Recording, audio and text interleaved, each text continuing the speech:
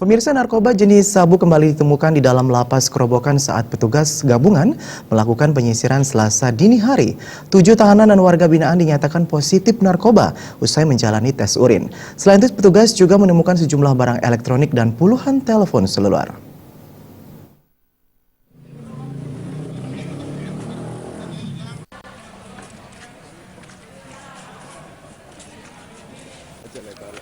Ratusan personel gabungan dari BNNP, Polres Badung, serta TNI merangsek masuk ke lapas kelas 2A Kerobokan Denpasar.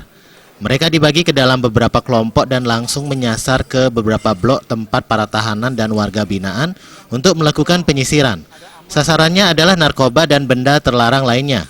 Setelah hampir 2 jam melakukan penyisiran, untuk kesekian kalinya petugas menemukan 3 paket narkoba jenis sabu di salah satu sel warga binaan pria.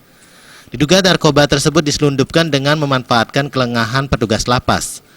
Petugas juga mendapati 7 tahanan dan warga binaan positif narkoba usai dilakukan tes urin dengan sistem sampel acak.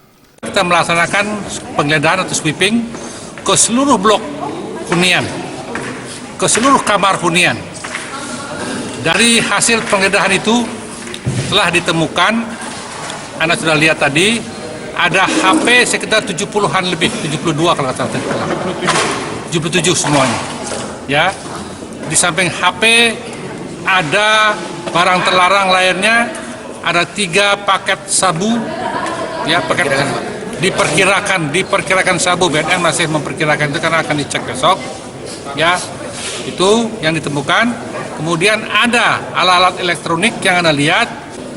3 paket sabu tadi ditemukan di blok pria, blok Danau Batur, ya itu masih tahanan yang punya. Tadi sudah kita tes urin, ya ada 7 orang yang tes urin, semuanya positif. Selain menemukan narkoba, penyisiran dengan kawalan keamanan bersenjata lengkap ini juga menemukan 77 telepon seluler, sejumlah televisi, pengeras suara, alat pendingin ruangan, beberapa benda tajam, serta komputer jinjing atau laptop.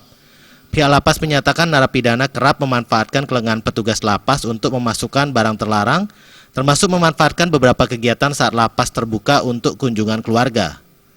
Rais Wantara,